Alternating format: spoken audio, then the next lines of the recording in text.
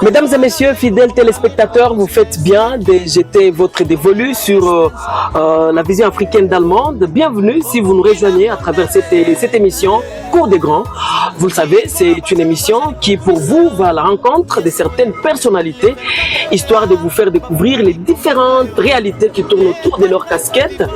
Et justement, pour décortiquer aussi, avoir une dose d'analyse assez importante, s'agissant de certaines questions de l'heure qui émaillent la scène politique, sociale, économique de la République démocratique du Congo, notre pays.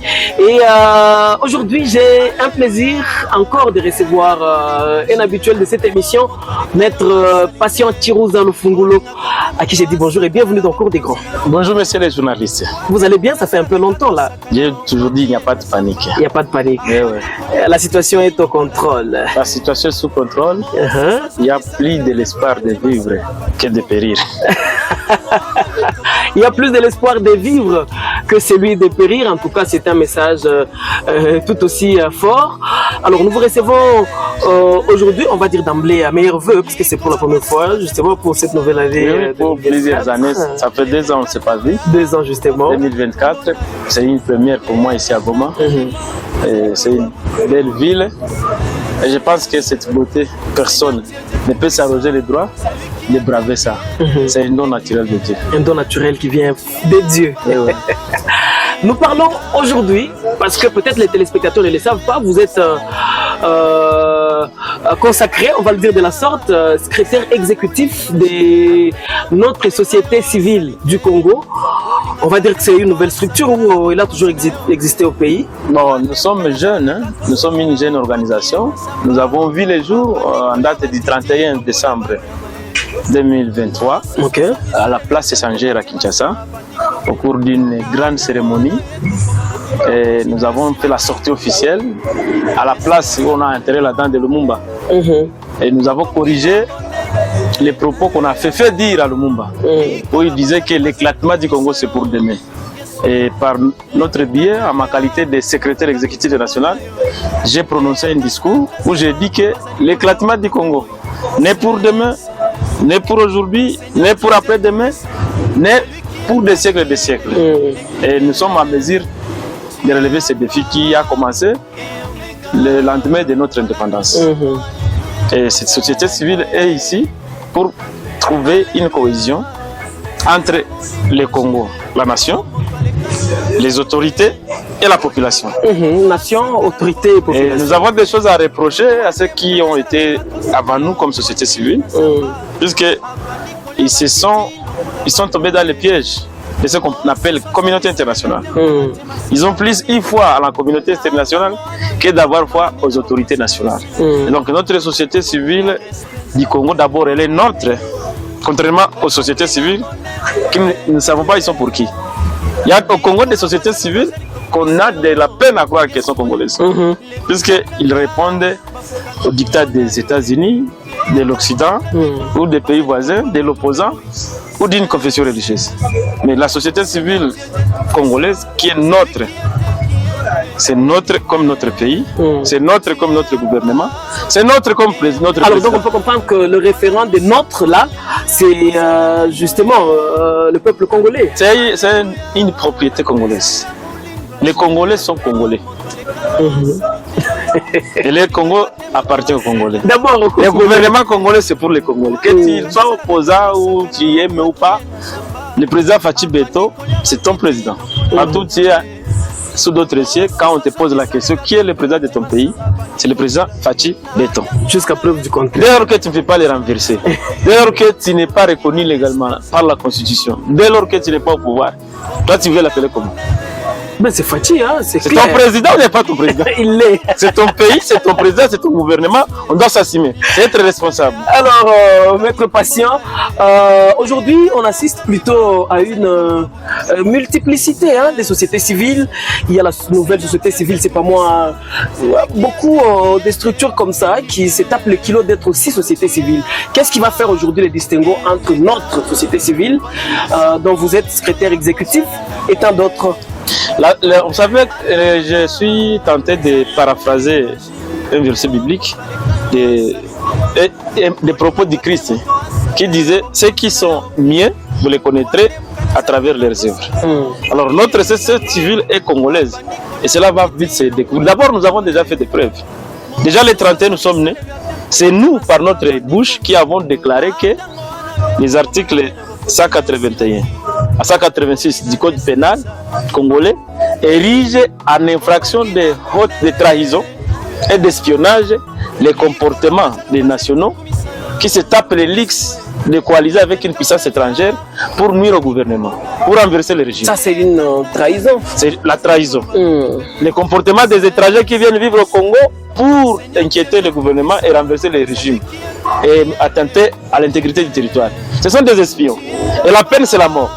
Mais il y a un certain temps, sous la barbe des sociétés civiles, ce sont les traîtres et les espions qui ont inquiété le gouvernement pour accéder à votre fonction dans notre pays. Et nous venons pour dire que notre société civile va demander qu'on exécute la loi et qu'on amène le gouvernement, qu'on force le gouvernement à appliquer la peine de mort pour être cible. Ces dispositions-là sont dans d'autres pays et sont exécutées.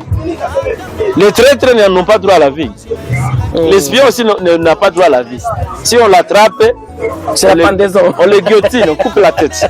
Et ça, c'est notre droit et c'est la justice. Même Dieu peut vouloir cela. Puisque Dieu est respecté aussi de la loi d'un pays. Alors, toute cette personne qui vient instituer des personnes au-dessus de cette loi, nous, la société civile, nous allons nous inscrire en force. On ne peut pas promouvoir, on ne peut pas accepter que la communauté internationale nous impose des traîtres à la tête du pays. Imaginez-vous si les espions, les traîtres deviennent les chefs du gouvernement. Est-ce que nous allons encore exister? On ne va pas exister, on sera voué à l'échec finalement. Parce que les traîtres travaillent pour l'étranger. Les espions travaillent pour l'étranger. Quand est-ce que nous allons avoir des autorités nationales?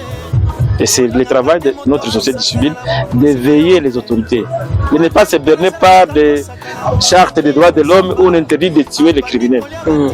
Alors pendant ce temps, Maître Patient, on assiste à une psychose sur la ville de Goma, la ville qui est quasiment asphyxiée par les rebelles du M23 soutenus par le Rwanda. Quel est le point de vue que vous avez en votre qualité de secrétaire exécutif? Nous, la population congolaise, nous avons longtemps souffert et nous avons longtemps fui.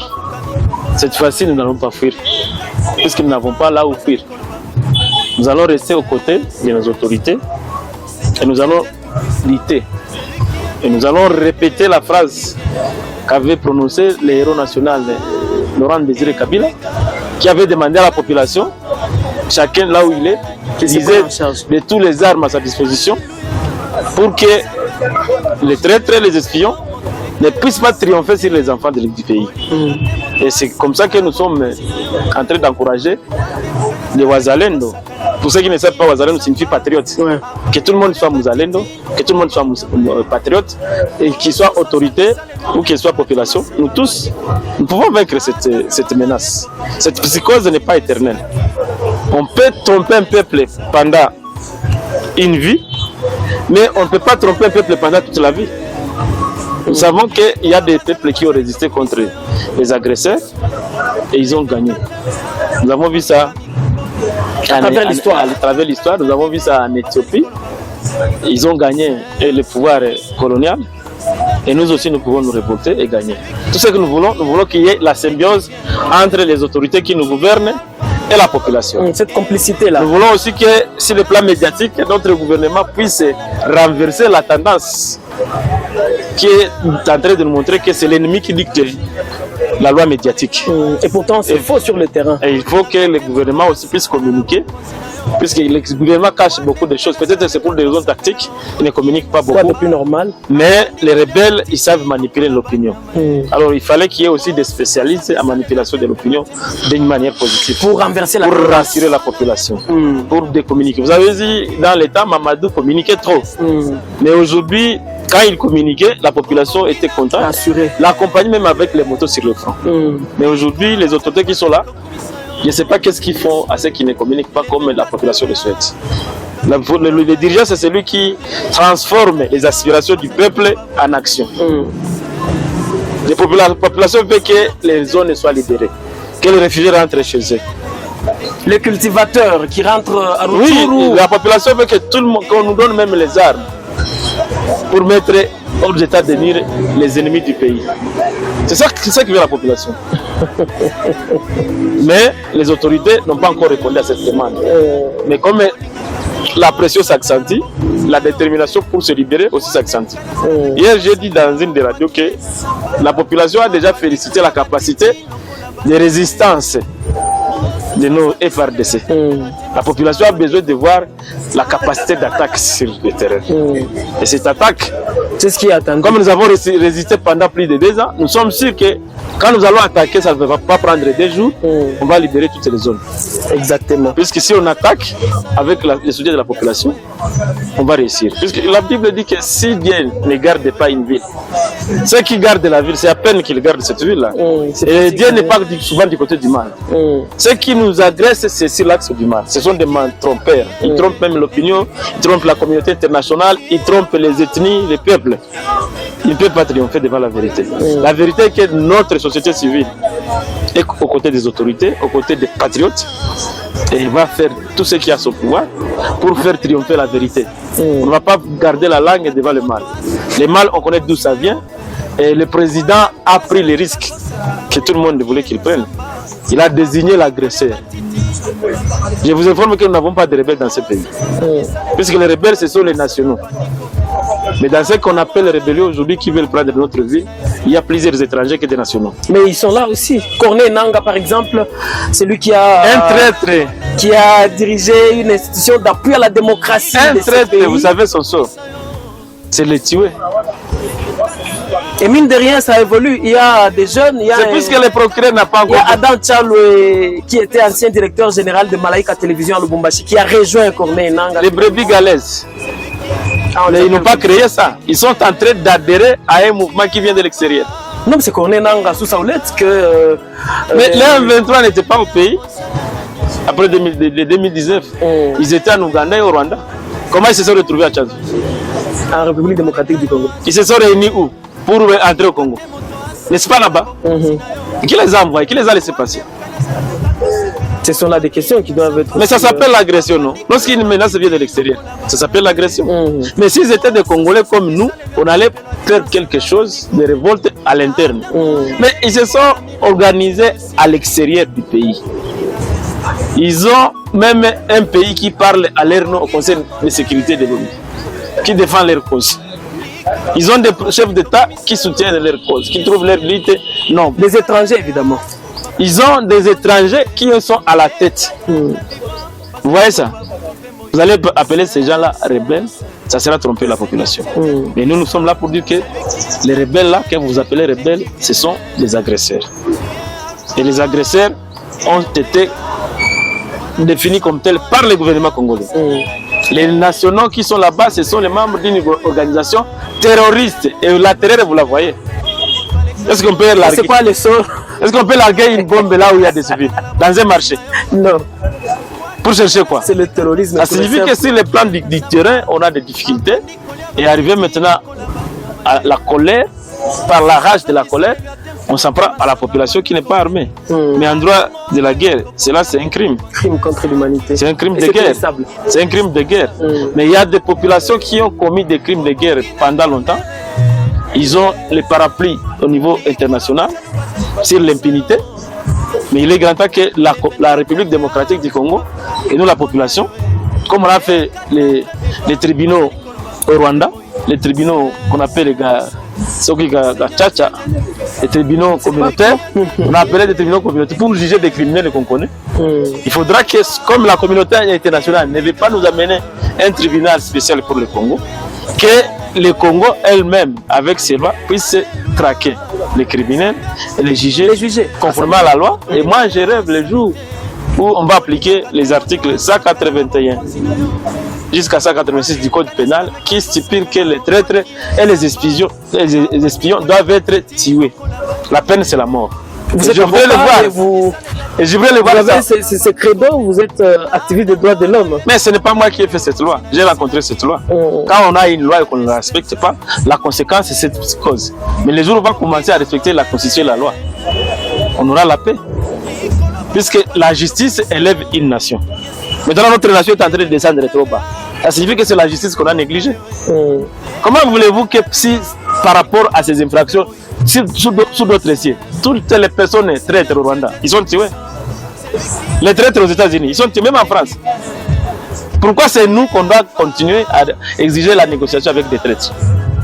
Niet, pas question de négocier. Le président Félix Antoine Tshisekedi si le président dit ça, c'est le premier citoyen du pays et il fera un risque que Lumumba avait pris.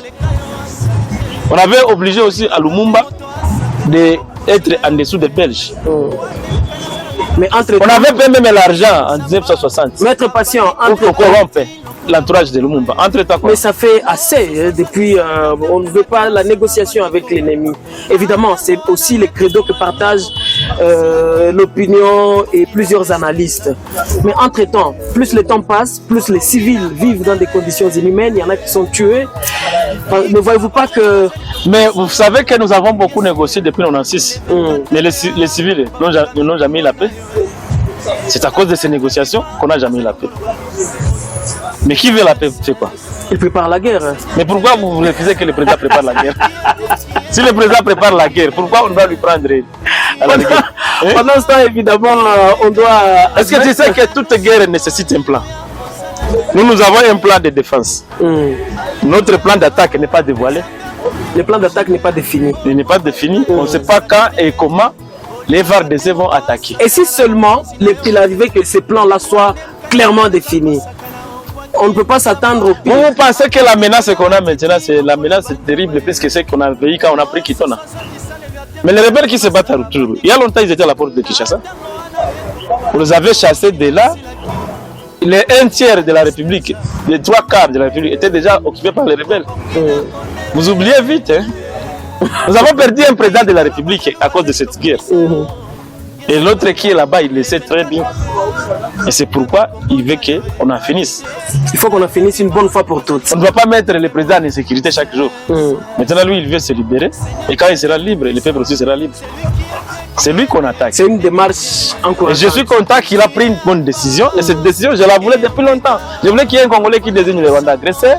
Je voudrais qu'il y ait un Congolais qui désigne la communauté internationale complice. Évidemment, c'est déjà fait. Je voudrais qu'il y ait un Congolais qui dise, comme nous le disons aujourd'hui, qu'on ne peut pas seulement au Congo avoir un groupe rebelle de terroristes qu'on va présenter à la face du monde, qui sont devenus plus puissants que la MONUSCO, plus puissants que l'EAC, plus puissants que les FARDC, plus puissants que toutes les armées de la région. Ça ne se comprend pas. Et que le président rwandais dise que ce ne sont pas des Rwandais, ce sont des Congolais. Est-ce que ce genre de Congolais existe? Non.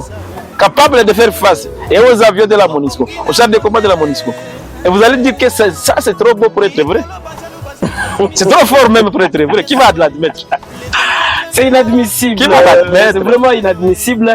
Nous sommes en train de poursuivre cette émission. Nous rappelons aux téléspectateurs que nous recevons Maître Patient Chirouza, qui est acteur de la société civile dorénavant. Alors, il y a certaines opinions qui estiment que les gens, ils entrent dans la société civile pour des raisons de couverture, mais le fond, ça a toujours été la recherche d'un poste au sein du gouvernement ou d'avoir un positionnement si juteux. Moi, j'ai quitté la politique pour la société civile. Et comment est-ce qu'on peut comprendre ce débâcle? C'est que dans la politique, j'ai vu beaucoup de limites qui ne sont pas dans la société civile. Il y a ce qu'on appelle les autorités morales. Il y a des lois internes aux partis politiques qui parfois sont à l'encontre des intérêts Du peuple. Vous avez bien dit parfois. Parfois, oui. Parce que je vous informe qu'il y a le peuple qui a choisi, il y a des gens qui sont passés, qui sont à Kinshasa aujourd'hui, pour ne revenir que 5 ans après. Mais le peuple n'a pas besoin de ça. J'aime la chanson de Wazekwa qui dit peuple azo sengani. Alors si un politicien ne peut pas savoir ce qu'il cherche, ne ferme les oreilles sur ce que veut le peuple, alors nous sommes là pour ouvrir ces oreilles-là. Ce que vous dites là, ce que vous faites là, c'est pour votre intérêt, ce n'est pas pour l'intérêt de la population. Et c'est nous qui devons faire en sorte que le gouvernement soit obligé de nous satisfaire. Lorsque déjà les députés à 500, ils peuvent facilement se lier autour des intérêts. On va voter 21 000 $. L'enseignant, il reste à 200 000 francs. C'est aberrant. Ce représentant là, il représente qui? Il ne représente plus le peuple. Il se représente. Il se représente lui-même, il a fait un coup d'État, il a trompé. C'est ça la démagogie. Mais nous sommes là pour signaler ces chartes des choses, puisque nous les connaissons. Et ne peut donner la plus belle femme du monde, ne peut donner que ce qu'elle a. Et nous pensons que les sociétés civiles antérieures n'ont pas répondu favorablement aux attentes du gouvernement, aux attentes du pays, aux attentes de la population. Et c'est pour ça que vous êtes venu avec nous sommes à mesure de dire la vérité aux populations. Que la paix du pays ne viendra pas de l'ONU, ne viendra pas ni de l'Occident, ni de l'Orient, ni des pays voisins, ni des accords. Mais la paix reviendra de notre symbiose avec notre gouvernement, notre armée, avec nos lois, avec nos principes, avec nos us et coutumes, avec nos convictions. Ça, c'est ça qui va nous donner la paix. Ça, c'est bien dit, maître Patient. Alors, ne voyez-vous pas que cette multiplicité de sociétés civiles entrave la crédibilité même du concept? Aujourd'hui, on en compte. Est-ce que tu sais que la République démocratique du Congo, en matière des ASBEL, donne la liberté à toute communauté de se lier? Et ce qui nous diffère, ce sont les idéaux. On se réunit autour de quoi? Une idéologie quelconque. Notre idéal aujourd'hui, c'est une nouvelle. Il y a toutes les sociétés civiles que vous voyez là-bas. Mais lorsque la communauté internationale ou les États-Unis veulent qu'ils puissent rendre la tâche difficile au gouvernement, mais c'est ce que vous voyez sur la scène. Mais nous ne ferons jamais pareille erreur. Vous rendez la tâche facile au gouvernement. Au gouvernement, oui, puisqu'on doit se laisser aussi gouverner. Comment la communauté internationale peut rendre la tâche difficile au gouvernant? Les gouverneurs aussi rendent la tâche. Même quand on va plaider pour vous et qu'on impose des possessions là-bas, sur l'échiquier international, on menace nos autorités qu'on va les remonter contre leur propre population. Nous voulons qu'il n'y ait pas une population facile, pareillement. Comment une population peut être une menace pour ses gouvernants, ses gouvernés? C'est incompréhensible. Comment les gouvernants aussi peuvent être une menace pour les gouvernés? Il faut une symbiose. La symbiose sera lorsque l'autorité sera rassurée qu'il y a quand même une population derrière lui. Puisqu'on dit dans les jargons coutumiers, les rois, c'est la population. Un roi qui n'a pas de peuple n'en est pas un. Alors, ce roi congolais n'a jamais eu ce peuple. Et nous allons être les premiers peuples à être aux côtés du roi. Voilà la nouvelle société civile, notre société civile du Congo qui a vu jour le 31 décembre 2023 à Kinshasa, la capitale. Et déjà l'implantation a déjà vécu dans toutes les provinces. Nous avons fait la sortie officielle, nous sommes implantés. Nous avons plus de 5 millions de personnes sur tous les territoires de la République démocratique du Congo. Et les gens adhèrent à masse chaque jour. Nous avons tout un réseau que nous allons mettre à jour le moment venu. J'ai même dans mon téléphone des gens de la société civile qui me demandent d'aller installer les bureaux là où ils sont, même ici à Goma. Et je pense que lorsque nous avons lancé notre campagne zéro tolérance tolérance zéro pour la trahison et l'espionnage, j'ai vu dans le conseil de défense après-demain, avant-hier, le Conseil de défense a proposé que le président de la République puisse lever le moratoire sur l'exécution de la peine de mort au Congo. Ça, c'est nous qui avons lancé ça officiellement à Kinshasa. Nous l'avons répété dans des émissions. Ça, c'est entré dans les creux des oreilles. C'est bon. Alors, c'est déjà des nouveautés. Nous avons encore d'autres cartes à faire sortir. Alors, si on parvient à condamner un seul criminel, imaginez-vous qu'on arrête Bissima, on arrête Nanga ou le major qui fait beaucoup de bruit. et qu'il soit pendu dans un stade. Vous pensez qu'il y aura l'autre Congolais qui pourra... Vous pensez qu'il y aura le goût pour la rébellion dans ce pays? Quelqu'un qui va se présenter pour parler au nom des étrangers. Il va défendre des étrangers sur notre sol. Mais partout au monde, ces gens-là, on ne doit pas les entendre des jours. Il faut les pendre. C'est la guillotine. Et ça, c'est du bon droit. Et ça, c'est divin. Même Dieu ne tolère pas l'opposition chez lui. Maître Patient, nous sommes pratiquement arrivés à la fin de cette émission. Mais peut-être pour terminer, le contexte politique de la République démocratique du Congo, c'est tout aussi la prestation des serments du président Félix-Antoine Tshisekedi pour ce deuxième quinquennat. Selon vous, quelles seraient les priorités du président Félix-Antoine Tshisekedi pour ces 5 nouvelles années? Il a fait ça en 6 points. Et dans les 6 points, il a mis la sécurité au 3e point. Il est beaucoup intéressé par les social. Mais moi, si j'étais à sa place, j'allais commencer par la sécurité. D'abord la sécurité. Ici au Nord Kivu, nous avons besoin plus de la sécurité. Et c'est la sécurité qui va nous permettre l'agriculture. Puisqu'il a mis l'agriculture avant et le développement avant la sécurité. Et je pense que son discours m'a beaucoup fasciné. Et il ne reste qu'à l'aider à réaliser. Puisque les gens s'étonnent beaucoup que quelqu'un dise de bonnes choses, mais qu'il ne réalise pas. Mais s'il dit de bonnes choses, ce sont des intentions. Il ne va pas les réaliser seul. Et lui-même a demandé qu'il a besoin de nous pour réaliser ses objectifs. Et ces objectifs sont pour tout le monde. Et je pense que la sécurité, c'est pour tout le monde. Maintenant, si on est sous le joug d'une puissance étrangère à Goma, ça sera la perte et pour Kinshasa et pour Goma. Et nous n'allons pas accepter de perdre. Et Dieu n'accepte pas que les justes perdent. À la fin, il va venir nous sauver. Et on aura des Mamadou, des Lumumba qui vont faire la tête. Mais entre-temps, on ne doit pas croiser les bras. Hein. Croiser les bras, ce n'est pas bien. Il faut se mobiliser autour d'un chef. Il faut identifier les traîtres et les mettre hors d'état de nuire. C'est comme ça qu'on va mettre l'action hors d'état de nuire, puisque les étrangers ne s'appuient que sur les nationaux. Alors, je vous ai dit que les nationaux qui collaborent avec l'étranger dans les sens de nuire, on les appelle des traîtres. Ils ont un nom. Ils ont même une sanction. Et nous tous, nous devons aider le gouvernement à sanctionner ces gens-là. Nous devons même les capturer et les remettre au gouvernement. Les capturer vifs. C'est ce que je demande aux Azalènes de faire. Capturer ces gens, remettez-les au gouvernement et puis qu'ils soient tués. Je demande même au ministre de la Justice, à l'auditeur général, de commencer à décerner des mandats, même des mandats d'arrêt international, contre toutes ces personnes qui ont fait la trahison, leur mode de vie, par des rébellions, qui ont fait l'espionnage, leur mode de vie. Et quand on va résoudre ces problèmes d'espionnage, de trahison, on aura la paix. C'est bien dit. Nous sommes pratiquement arrivés à la fin de cette émission Cours des Grands. C'était un grand plaisir d'avoir reçu Maître Patient. À dire, il y en a toujours.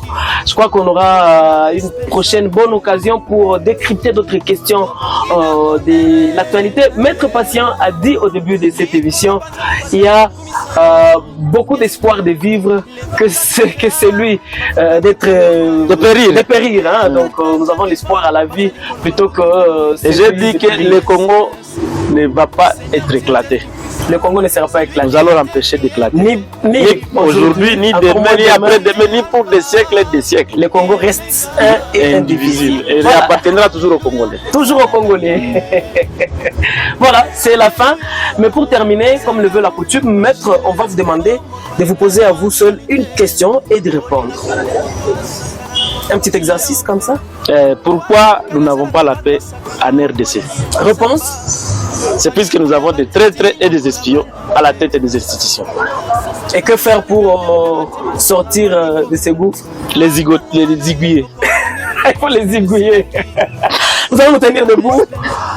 Voilà, c'est la fin de cette émission, mesdames et messieurs, fidèles téléspectateurs. Merci de votre fidélité tout à fait légendaire que vous avez accordée à ce programme. Merci surtout de la sympathique attention que vous avez accordée. Nous aurons le plaisir de vous retrouver prochainement sur la vision africaine dans le monde. D'ici là, portez-vous bien chez vous. Continuez à suivre le programme de votre télévision. Maître, on va saluer. Merci. Merci. Bye bye.